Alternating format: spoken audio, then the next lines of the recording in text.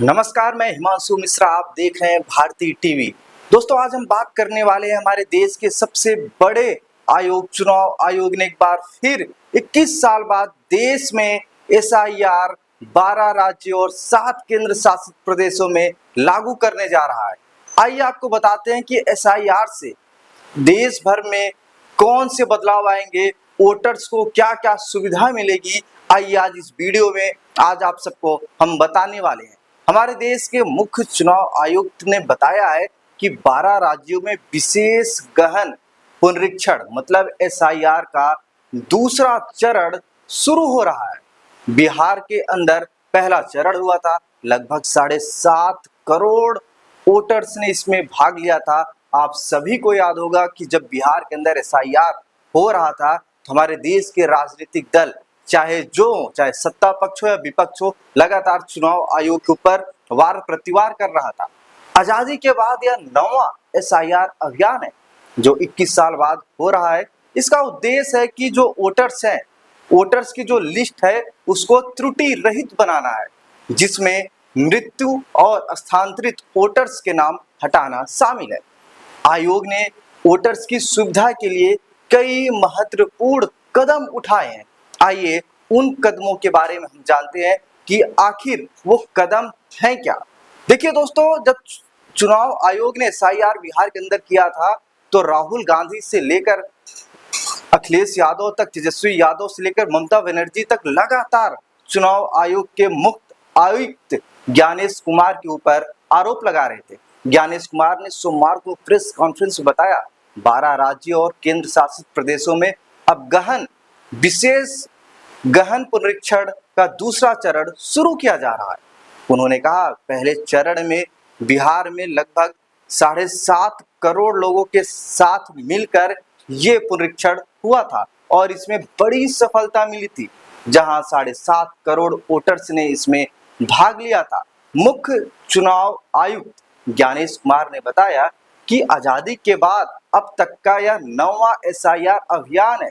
जो पिछली बार एसआईआर हुआ था पूरे देश में वो 2002 से लेकर 2004 के बीच में हुआ था। उस समय देश के अंदर एनडीए की सरकार थी। इस दौरान देश भर के चुनाव अधिकारियों के साथ लगातार बैठक किया गया था, विस्तृत चर्चा की गई थी, जिसमें पता किया गया था कि एसआईआर के फायदे क्या हैं और नुकसान क्या है। एसआईआर के फायदे ही फायदे हैं और नुकसान कुछ भी नहीं है, ये चुनाव अधिकारियों ने बताया था। तो आइए दोस्तों, हम जानते हैं कि एसआईआर जरूरी क्यों है। हमारे देश के मुख्य चुनाव आयुक्त के अनुसार कानून के तहत सूचियों का पुनरीक्षण हर चुनाव से पहले आवश्यकता पड़ने पर किया जाता है। आपको पता होगा कि एसआईआर जरूरी क्यों है, क्योंकि अलग अलग लोगों के अलग अलग लिस्ट को लेकर राजनीतिक दलों ने बार बार सवाल उठाए हैं।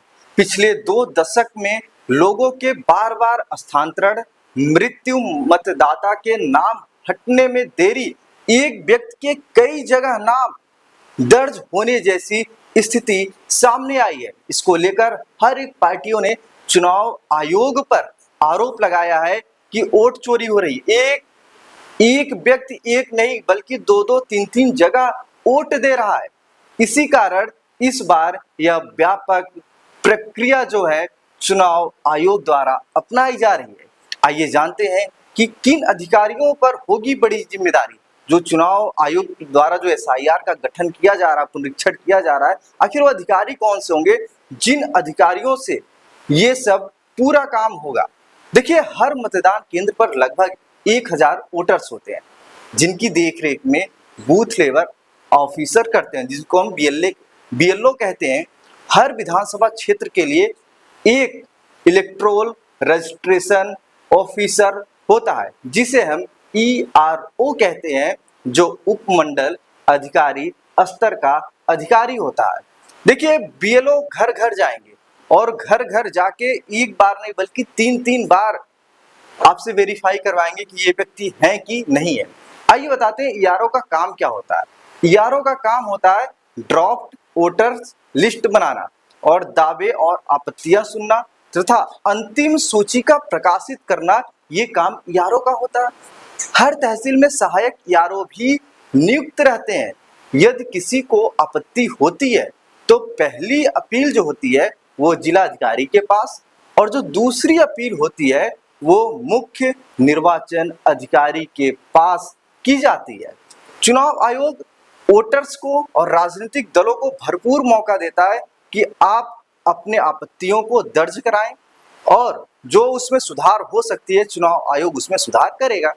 तो एसआईआर की प्रक्रिया चलती कैसे है, आइए हम इस पे थोड़ा नजर डाल लेते हैं। ये जानना जरूरी है कि एसआईआर की प्रक्रिया चलती कैसे है। देखिए, इस अभियान में ईआरओ और एईआरओ 27 अक्टूबर 2025 तक प्रत्येक मतदाता के लिए यूनिक इंफॉर्मेशन फॉर्म छापेंगे। यह फॉर्म जो है, यह फॉर्म मतदाता सूची के मौजूदा विवरण पर आधारित होगा। बीएलओ घर घर जाके यह फॉर्म बांटेंगे, मतलब अब आपके घर बीएलओ आके फॉर्म बांटने वाले हैं। आप नजरअंदाज नहीं करना है आपको।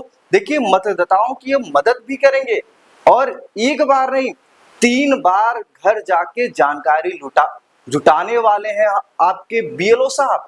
जो मतदाता नए हैं, मतलब जो अभी 18 साल हुए हैं, वो फॉर्म 6 और घोषणा फॉर्म भर सकते हैं। जिनकी डेथ हो चुकी है या जो अपना नाम कहीं और ट्रांसफर करा लिए हैं, या जिनके नाम पर एक नहीं दो जगह वोटर लिस्ट में नाम है या वोटर लिस्ट बन चुका है, उनकी पहचान की जाएगी।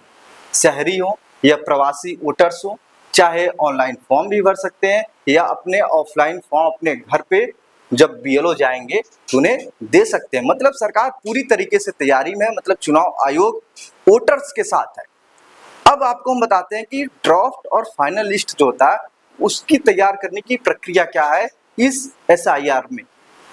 देखिए, बीएलओ द्वारा जो फॉर्म जमा किए जाएंगे उसके आधार पर ड्राफ्ट मतदाता सूची तैयार की जाएगी। जिन मतदाताओं को, मतलब जिन वोटर्स के नाम पुराने एसआईआर से मेल नहीं खाते, उन्हें नोटिस जारी किया जाएगा। अब जब उन्हें नोटिस जारी किया जाएगा तो उनसे कुछ सर्टिफिकेट मांगे जाएंगे कि आप हमें भारत की नागरिकता होने की सबूत दीजिए। अब फिर ईआरओ और एईआरओ उनके दावे सुनकर तय करेंगे कि नाम सूची में शामिल किया जाए या नहीं किया जाए। इसके बाद डीएम और सीईओ अपीलों की सुनवाई करेंगे। अंतिम सूची प्रकाशन से पहले राजनीतिक दलों के जो प्रतिनिधि हैं और जो बूथ एजेंट हैं उनसे भी सलाह ली जाएगी और उनसे भी वेरीफाई करवाया जाएगा। देखिए, हमारी ये फाइनल लिस्ट है और इस लिस्ट में ये नाम आ रहे हैं। अब आपके पास कौन सी लिस्ट है, आप हमें ये बताइए। कौन से नाम में आप आपत्ति दर्ज करा सकते हैं, किस नाम पे आप आपत्ति दर्ज करा रहे हैं, आप ये लोग बताइए। देखिए, इलेक्शन कमीशन ने ये भी कहा है और ये सुविधा भी दिया है कि जो वरिष्ठ नागरिक है, बीमार है, दिव्यांग है और गरीब वोटर्स को किसी भी प्रकार की कोई परेशानी ना हो, इसके लिए स्वयं सेवक तैनात किए जाएंगे। साथ ही एक मतदान केंद्र में अधिकतम से अधिकतम सिर्फ और सिर्फ 1200 वोटर्स ही रखे जाएंगे। सिर्फ 1200 वोटर्स रखे जाएंगे और नई कॉलोनियों या झुग्गी बस्तियों में नए मतदान केंद्र भी इस बार बनाए जाएंगे। मतलब आपको वोट देने कहीं दूर नहीं जाना है। देखिए, चुनाव आयोग पूरी तरीके से तैयार है कि देश में 9वां एसआईआर कराए और वो 12 राज्यों के 7 केंद्र शासित प्रदेशों के साथ ये कराने जा रहा है, जिसमें आपके उत्तर प्रदेश, मध्य प्रदेश, तमिलनाडु, केरला, अंडमान निकोबार, लक्षद्वीप जैसे प्रदेश शामिल है। तो दोस्तों, चुनाव आयोग ने पूरी तरीके से अपनी तैयारी कर ली है।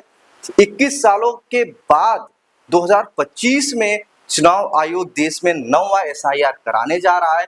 देश में एसआईआर पहले भी हुए हैं और आगे भी होंगे, लेकिन जितना प्रपंच, जितना प्रोपोगंडा एसआईआर, इस 9वें एसआईआर के पहले चरण में रचा गया, इतना प्रोपोगंडा कभी भी नहीं रचा गया था। तो दोस्तों, अगर आप एसआईआर से डर रहे हैं तो आपको ये वीडियो जरूर देखना चाहिए। अगर आपके दोस्त, आपके फैमिली के लोग अगर एसआईआर से डर रहे हैं कि एसआईआर से हमारा नाम कट जाएगा, एसआईआर से हमारे पड़ोसी का नाम कट जाएगा, पड़ोसी मेरा नाम कटवा देगा, तो आपको डरने की जरूरत नहीं है। ये वीडियो देखिए, इसमें सब कुछ, हर एक इंफॉर्मेशन आपको बताई गई है। दोस्तों, भारतीय टीवी आपको इसी तरीके का इंफॉर्मेशन देता रहेगा। तब तक के लिए दोस्तों मिलते हैं कल इसी समय और इसी टाइम पे एक नई सूचना के साथ, एक नए इंफॉर्मेशन के साथ। तब तक के लिए धन्यवाद।